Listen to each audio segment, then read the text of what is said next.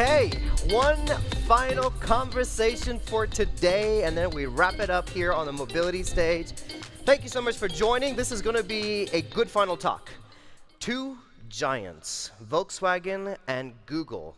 What do they do when they sit in a room together? What do they discuss? Well, we're about to find out because we have two important decision makers at these organizations that are here. One that'll be joining us virtually, but live, and another one that is here in person and live. Here's how we're going to break it down. We're going to have two short chats from them, and then we're going to have a fireside chat with all three of us. I'll be there as well, so I would love for you to think about some questions.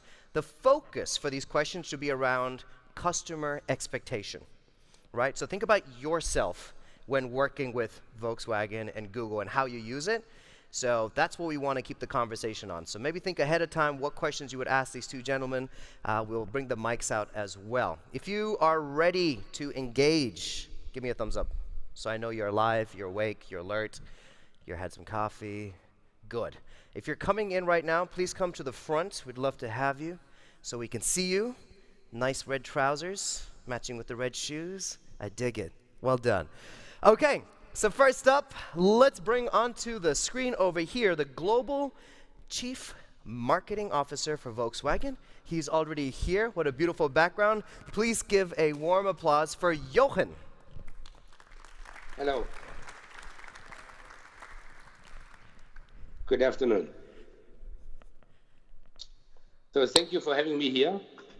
And I'm very excited to join the meeting because I have, I think, something interesting to say and to tell you.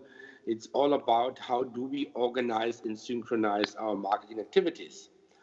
And now I would like to ask to show you a small introduction before I come back to my thesis.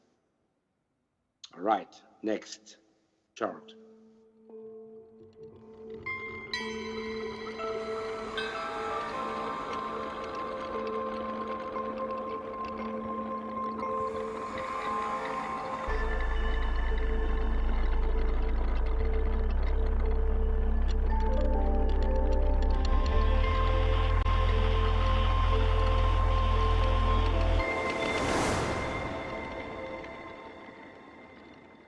Okay, so this is our OS loop, and the bubbles are consumers and the strings are the user journeys. And I would like to talk about quickly about three chapters. One, the world has changed and rebooted since COVID and even before. So many influences have impacted our business. That's why we have to reinvent our marketing. Then the experience loop, and finally, the layer behind the experience loop, the layer behind our operating system.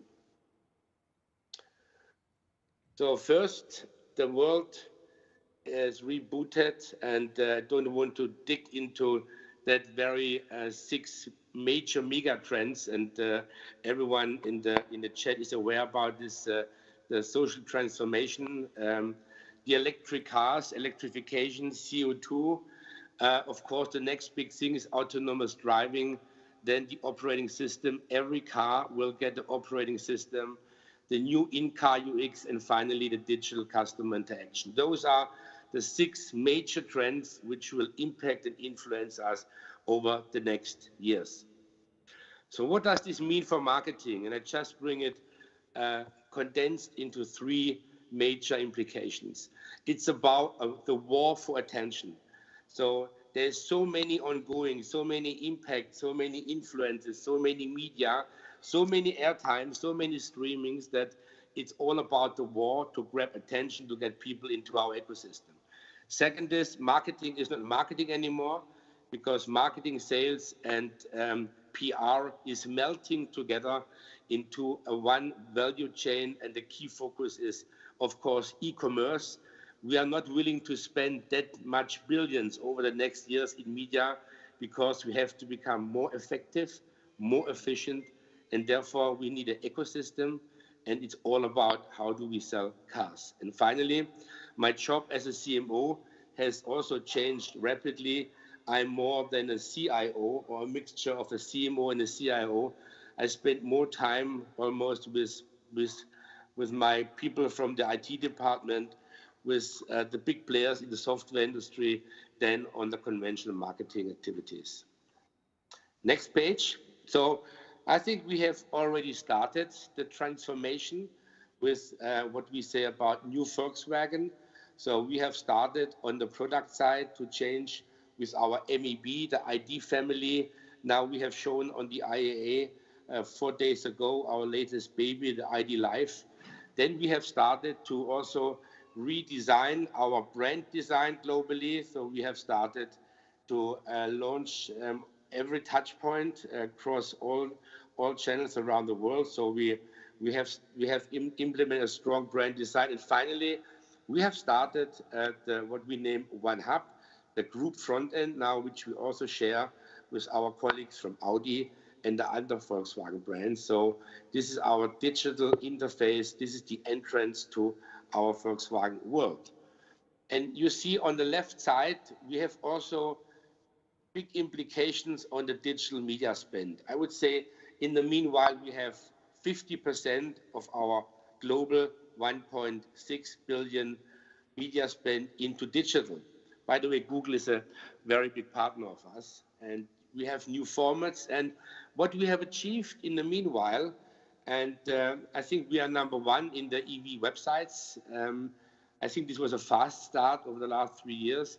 And finally, also, we have made big improvements because we have spent totally less media money, and we have increased all our KPIs alongside the sales funnel.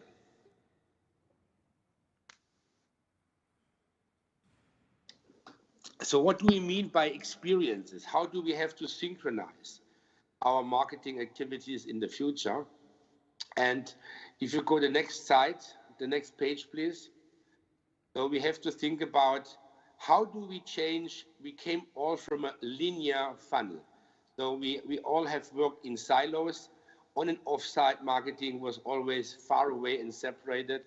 And we have started as an OEM to send communication through some channels. There were no transaction. That was I would say, a very linear sales funnel. And this has been changed dramatically because every user journey is different. We're having evaluated that a normal Volkswagen customer has 35 different touch points where we have to collect him. And that's why we have established a kind of what we say a customer-centric experience loop. This is our foundation. And we have 4 chapters. We have the trigger phase, where we try to get people into our ecosystem. Then we have the engage phase, and then the loop goes on. So that means no matter who, no matter where, no matter what, and no matter how much, we would like to having an end-to-end data measurement and try to get people into our ecosystem and convert them very efficient alongside this loop. And this is our mantra.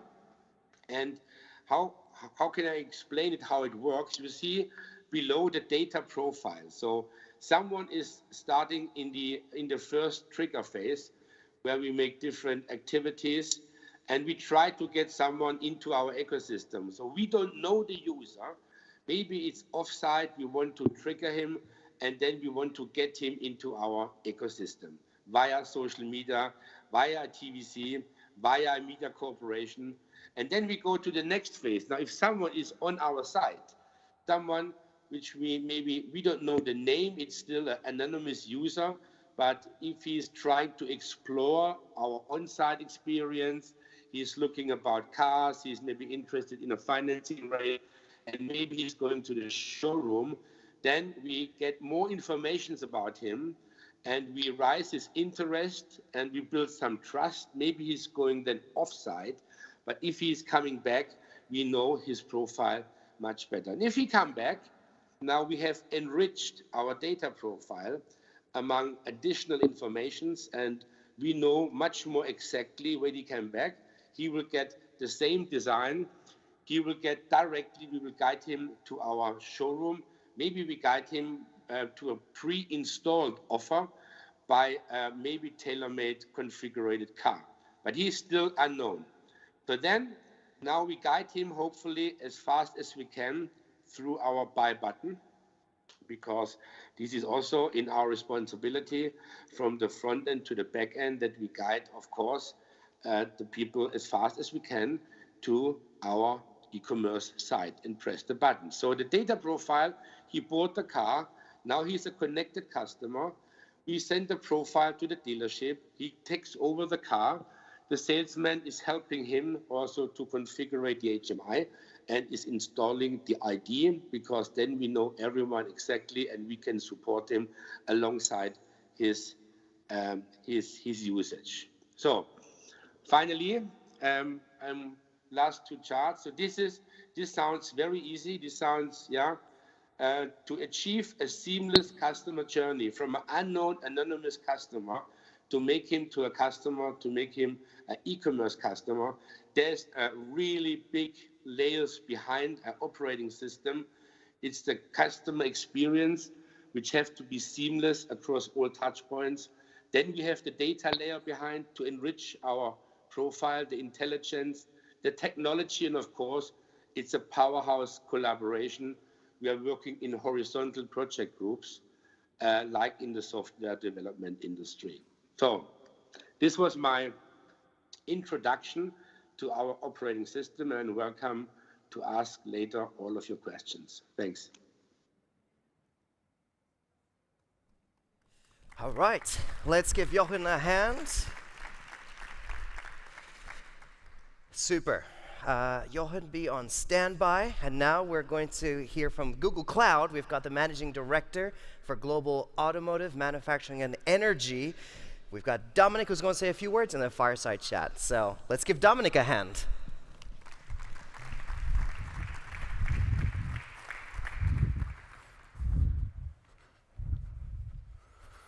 Hi, thanks everybody for joining us.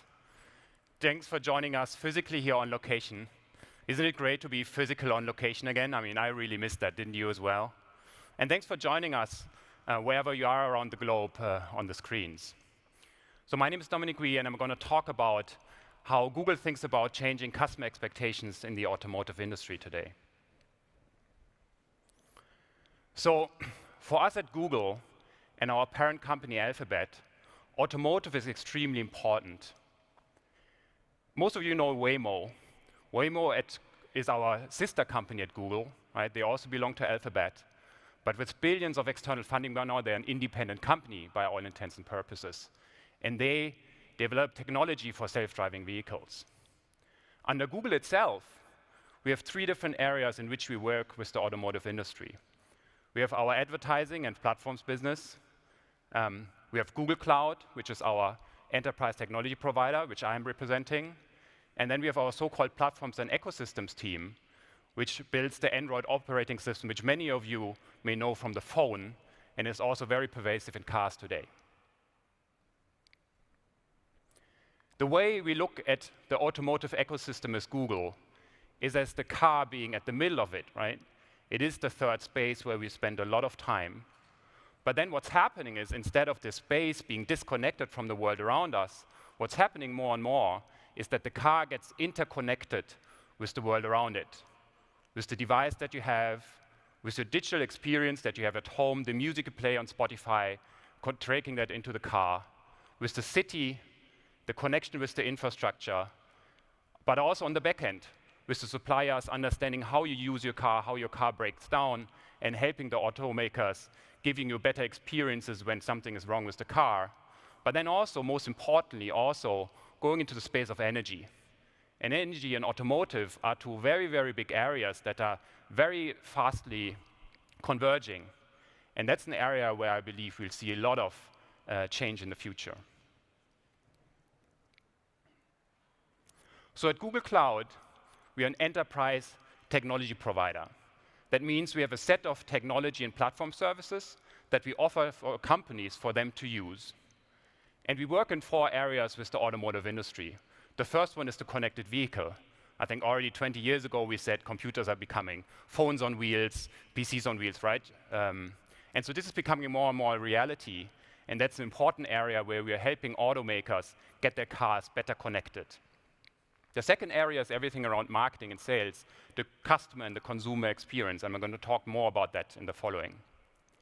Then, of course, still cars need to be made.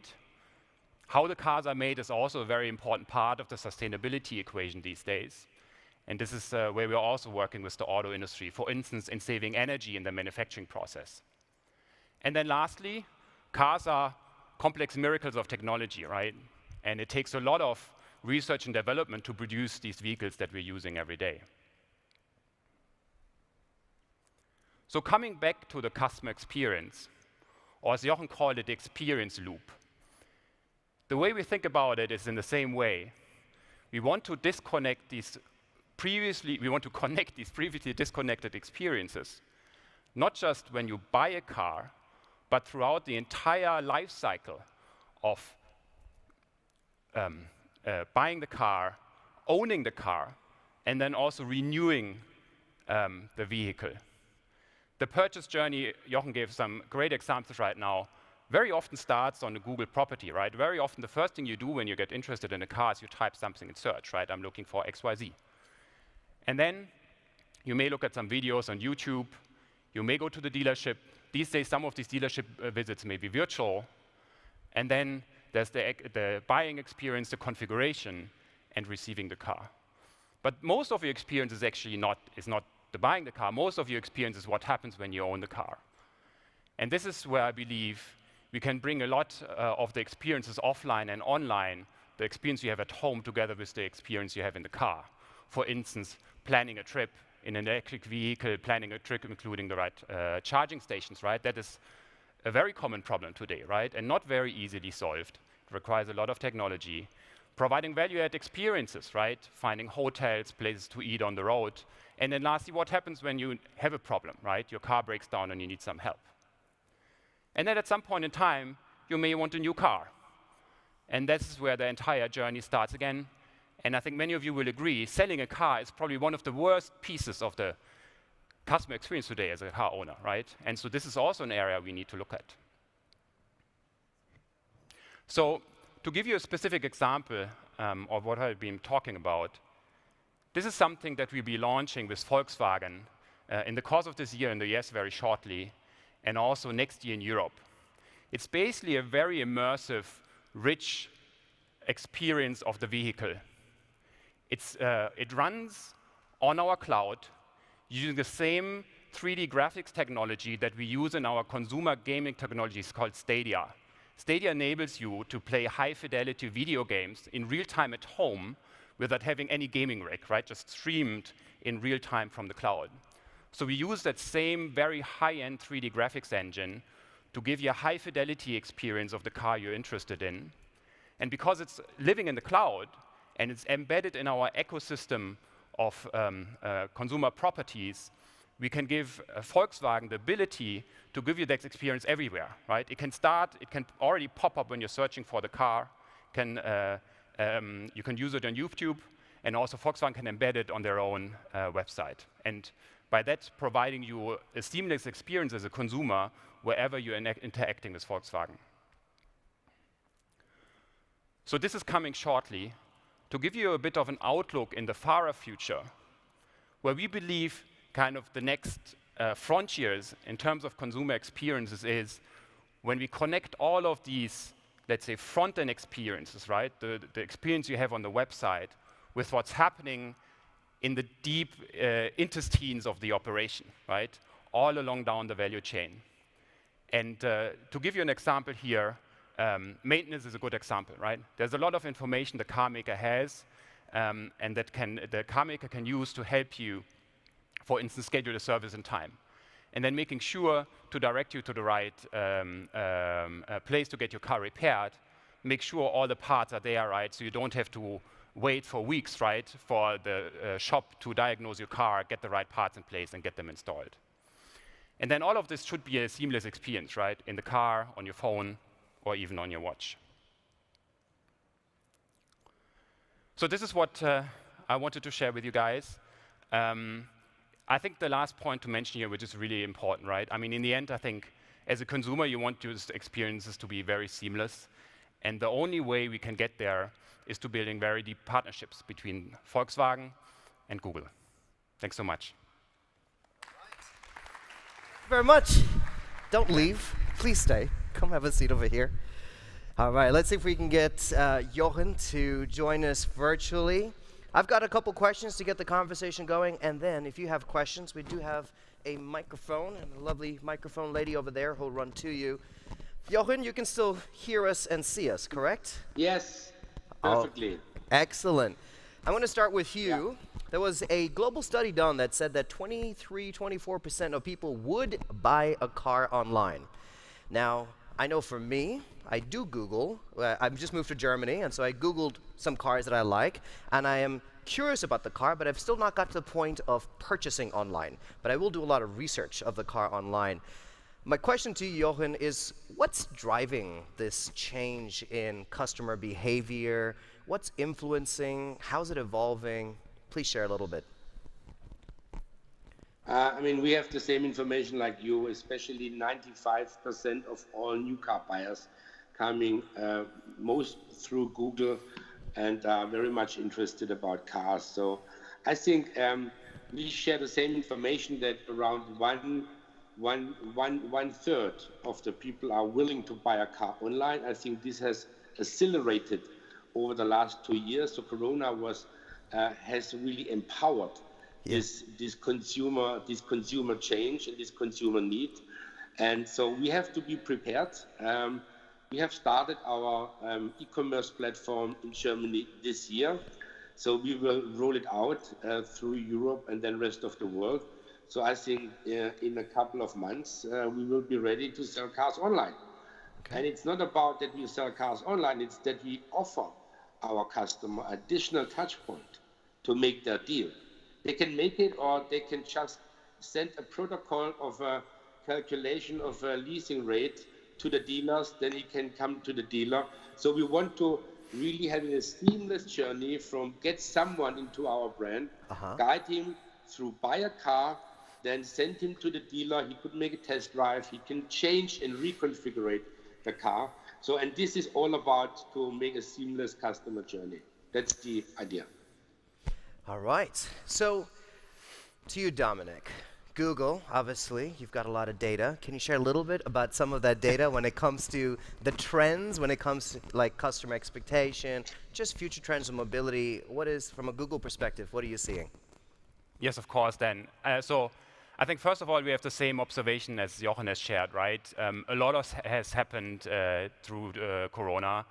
And I think it's fair to say that 10 years of e-commerce happened in 90 days in Q1 2020, right? When we all changed our behaviors. And I think what's quite interesting is it's not just 20-year-olds like yourself doing this online, right? It's 85% of the population by now that are using e-commerce. So it's becoming like a very broad phenomenon. The other piece I'd like to highlight is, I think, what we're seeing like in our search trends is electric vehicles are becoming a reality. It's clearly a reality on the show floor, right? I mean, nearly all the cars here are electric, but it's clearly also reality in the minds of consumers today. And so we see that, for instance, that searches for electric vehicles have doubled. What we also see that I find very encouraging is we see a surge in searches for wall boxes. So for instance, questions about subsidies for wall boxes have increased 10 times within the last 12 months. And I think that clearly shows that people are not just kind of looking, oh, what's the fancy new car, but they're actually trying to figure out, how do I make this work at home? I love that. Just out of curiosity, how many of you own an electric car? Raise your hand if you own an electric car. Few. How many of you would like to own an electric car? Like you're convinced that this is a good thing and you should get an electric car? And then final question, how many of you think that ownership is an old model? You'd like access to cars, but you don't actually want to have one in your house. Okay, a few others shared. Okay, nice. Just curious, because if we had this poll 5 years ago, we had totally different answers. So it's just interesting to see where things are moving. Jochen, COVID has affected everyone, personally and professionally. And I know digitization was a hot topic even 5 years ago. And then, like you said, in 90 days of Q1, all of a sudden, everybody jumped online, had to. Can you tell us a little bit behind the scenes at Volkswagen? I know in your presentation as well, even shared from a marketing point of view, how CMO is a lot, your role has changed as well because of COVID. But can you share a little bit about that, the effect of COVID on the business? I think it has affected our business dramatically. I mean, you've heard about that. I mean, me and my team, the whole marketing team, is almost more than 1 year at home.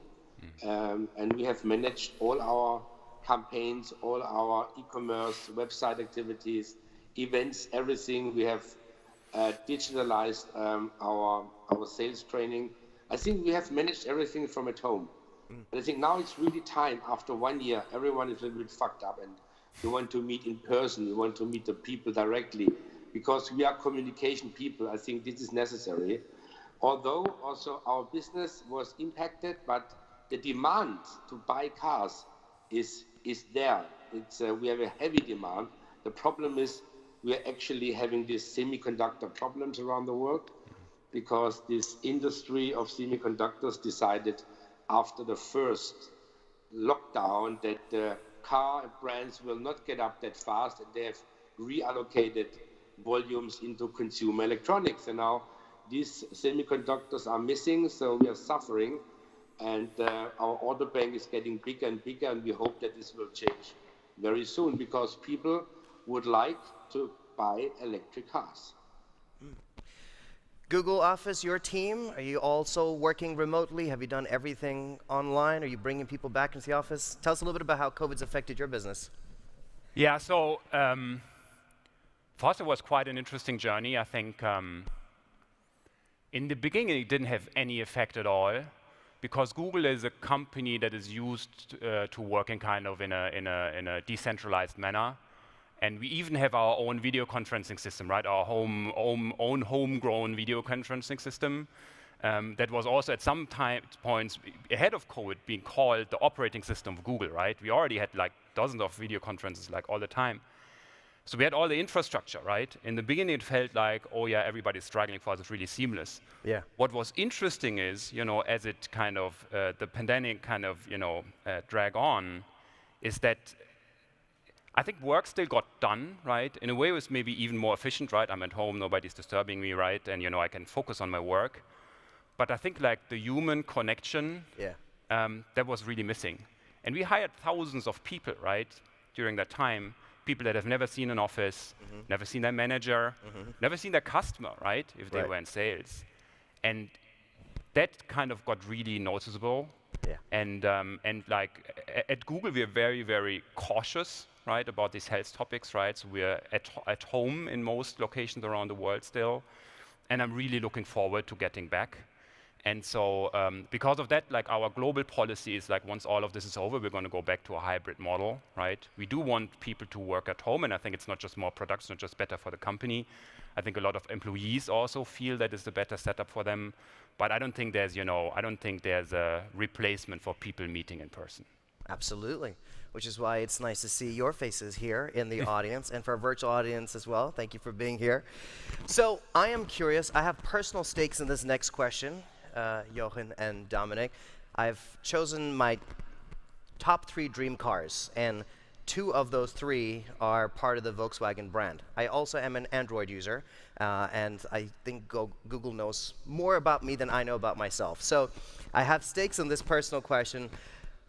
How does that seamless integration between 2 giants like Volkswagen and Google work, right? I loved the presentation. I like the idea of it, where everything is perfectly integrated, whatever device you may have in your pocket or in your hand. We were even talking about lenses coming back again, so like the goggles, and what would that look like? But how does this happen? Do you guys do Zoom calls? Is this very complex? Is this easy? Is it competitive? Can you share a little bit about the potential and the opportunities and maybe some of the challenges of giants working together? Maybe Jochen, you can start. I think it feels not like that giants are working together. I think it's all about that. I think we are 2 big brands with 2 big organizations. Even if Google is a digital company grown up and it's not that much old compared to Volkswagen, I believe they also have created their silos. I think the biggest challenge for our companies and for Volkswagen is to manage the mindset of the people, to help them, to make them the transformation into the future, and to get out of the silos, to think differently. And I think this is the biggest challenge, and to harmonize those teams. And it doesn't matter if we are giants. I think it feels like if two startups sometimes working together. I think it's all about to manage the transformation and to create the right mindset for the future. Managing transformation. Do you want to add anything to that? I think mindset is the key word. Yeah. I think it's really about being collaborative, being in a partnership spirit, and being fast and agile can be a lot of hard work if you have two large organizations on both sides. We have more than 120,000 people at Google by now, right? And the experience that I've demonstrated cuts across all of our businesses, right? So kind of bringing all of that together and kind of from both sides it's a lot of hard work. Yeah. One thing that struck me when I was watching Johann's presentation, it looks like an automotive company is now an online retailer, right? Moving that direction. What does it take from a Google perspective? What does it take for that to be successful? Yeah. So I think that's an interesting analogy, right? We work a lot with retailers at Google, for instance, with Carrefour or the Home Depot. And to give you one example, right, and I think that's a familiar experience too, right? Like searching for a product, right, is not that easy. I think it's like for cars, it's it's not that many, right? But imagine kind of going to the Home Depot. Yes. Right? Finding a product, usually you don't even know what you're looking for, right? It can be quite difficult. And so what we did with the Home Depot, for instance, is we introduced all the technology of Google Search into the Home Depot search, right? And so we introduced a technology that is called Conversational Search. So you basically tell the Home Depot what's the problem you're trying to solve. Wow. Okay. So you may not even know what tool you need, right? And the Home Depot can actually help find the right tool, right? And so I think this is, and I think retail in a way, they've gone through the transformation 10 years ago, right, or beginning to go through it. And I think there's a lot of lessons to be learned, right? And like also how automotive is transforming today. We are a little bit ahead of schedule, which is a good thing for the audience. And so I do have at least one or two final questions, but are there any questions from our audience? You can just raise it. Oh, okay. We have questions. Great. So can you come running up? And let's start with this gentleman here because he's closest to you. Oh, is there another mic over there? Okay. So who here had a question? Let's go with the lady. Ladies first. And also nice jacket. Don't touch the mic. Please don't touch the mic, whatever you do. And now talk. Hi, I'm Olga Nieska from Deutsche Telekom. I have a question to Mr. Wee from Google. So you are very active in mobility. You are very much ahead in autonomous driving. You're speaking about third place. How Google define its role in autonomous driving? What is your strategy there? In autonomous driving? Yeah. So as I mentioned before, there's Waymo, which I think we should not think of as Google, right? Because they're an independent company by now. We have our own, let's say, effort in autonomous driving also at Google Cloud. And basically what we have done is we've taken parts of the Waymo tech stack and we've made them broadly available to other auto companies to use as part of the Google Cloud product portfolio, right? And we actually work with a lot of competitors of Waymo, right, and provide them the deep underlying technology to build autonomous driving cars. I think it's super exciting. All right. Who else had a question? Let's go on this side. We'll alternate. Plus, it's good to have some exercise in the afternoon. Don't touch the microphone. There we go. Hey, thank you very much. My name is Parham Vasili. I'm from Aptiv, a tier 1 supplier. I'm wondering, so I really enjoyed to see that you're trying to connect the value chain for marketing and sales. But it's being said that the company or the organization which in that value chain owns the transaction with the end consumer, the customer, will basically also in the short and long run take the lion's share of the revenue. Now, both Google and Volkswagen are consumer brands.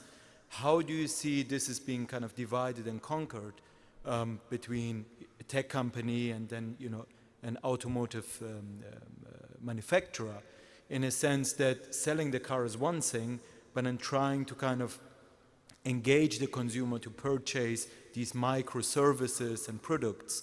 So how do you see that's being kind of divided? Who will do what, and how do you agree between each other? What is the right thing to do? That's a good question.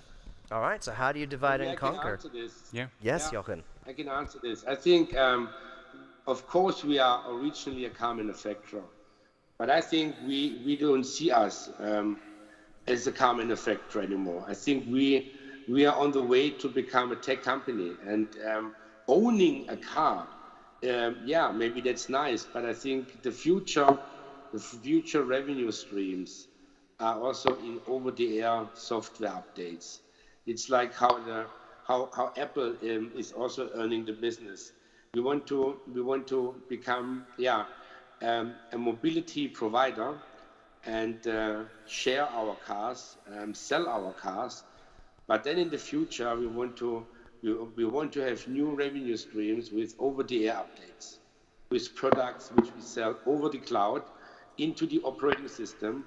And I think this is the future. And we are on the way to become this software company. We are not there. This is a huge transformation. I think it's the biggest transformation in the industry. The next 10 years are making more progress than the last 100 years in the car industry. Well said. Thank you very much. There was a question here from this gentleman in the front. Yes. Thank you. Thank you. It's a question for Dominik. I am in the retail business, you know, and 10 years ago, the customer who wanted to buy a car saw the advertisement, go to the dealership and buy the car, and use the bank and the other service. Now, we have a new intermediary, that is Google. If we don't have Google, we can sell, you know. The question is, who is Google for our business, and how we should trade Google? Marketing, advertisement provider, or owner, maybe? Yeah.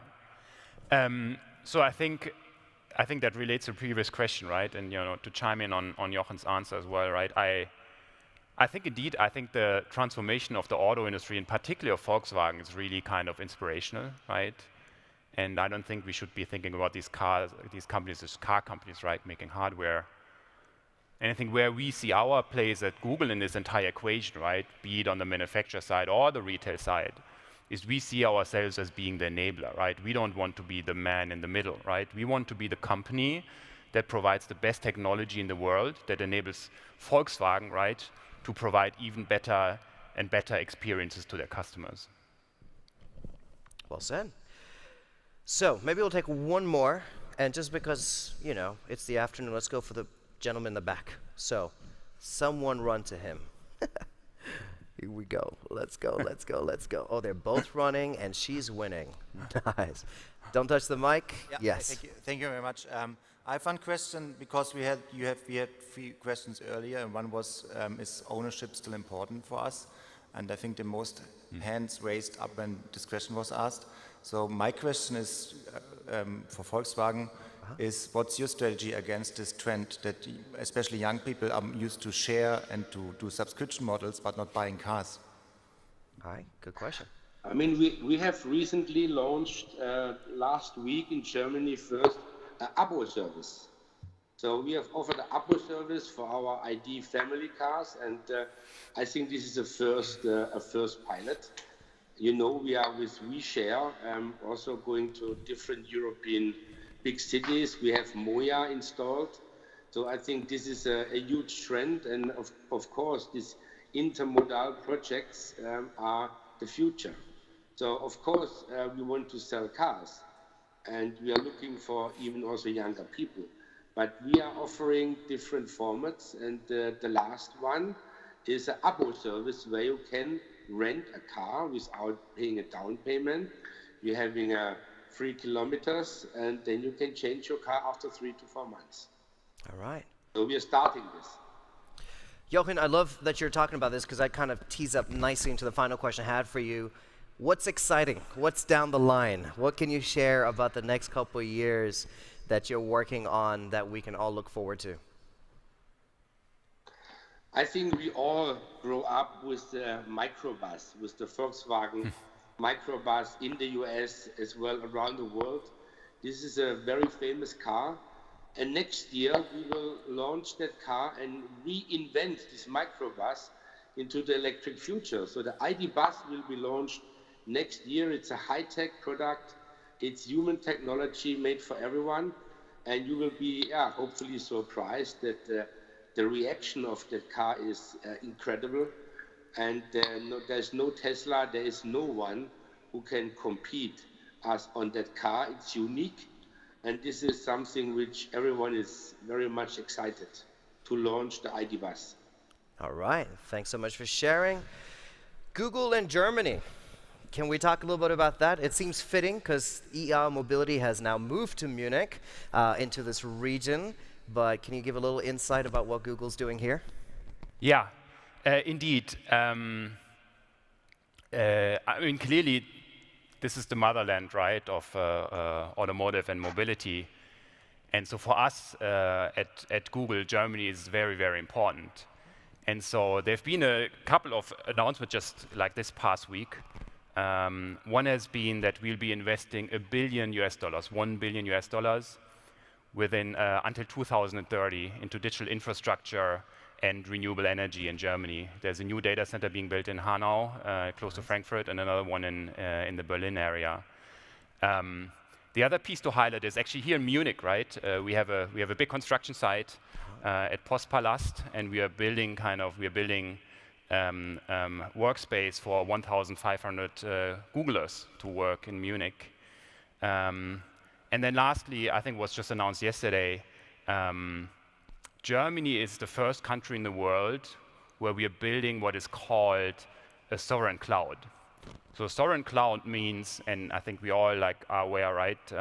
Particularly in Europe, a lot of countries the companies want to have, full transparency and control of their data about their software, and that's what meant by a sovereign cloud. So we're actually partnering with T-Systems to deploy Google's first sovereign cloud in Germany right now. Those are all really exciting updates. Thank you, gentlemen, for sharing a little bit, not just about the past and then the recent past of COVID and how it's transformed business, but also what we can look forward to in the future. We look forward to seeing you at more IAA Mobility events. But can we give a hand to Jochen and to Dominik, please? All right, Dominik, you can go in that direction. Jochen, thank you. Thank you. I need a request before you go. I need you to clap 2 more times, okay? The first time, can you give a big round of applause to the whole production team that keep this whole stage and lighting and everything going really well for the last 5 days. Have been working hard. Let's give a big hand to the camera team, the sound team, the light team, the backstage crew, and all of them. Thank you guys so much for your help. And finally, given that this is the close of the mobility stage here at IAA Mobility, can I say a big thank you to all of you. If I can help you in the conversation, some of you know because you're actually connected with me on LinkedIn and Instagram. If I can connect you with some of the speakers or future events, please connect with me. Dan Ram is my name. Look me up. I actually do respond to everybody. And I will bring you to the next event, and I will connect you with the speakers. It's the least I can do for your interest and to keep the conversation going. So the final clap is to all of you for being a fantastic audience. So give yourselves a big round of applause. Come on. We appreciate you. All right. So with that, ladies and gentlemen, thank you for being a part of IAA Mobility 2021. We'll see you next time. Goodbye.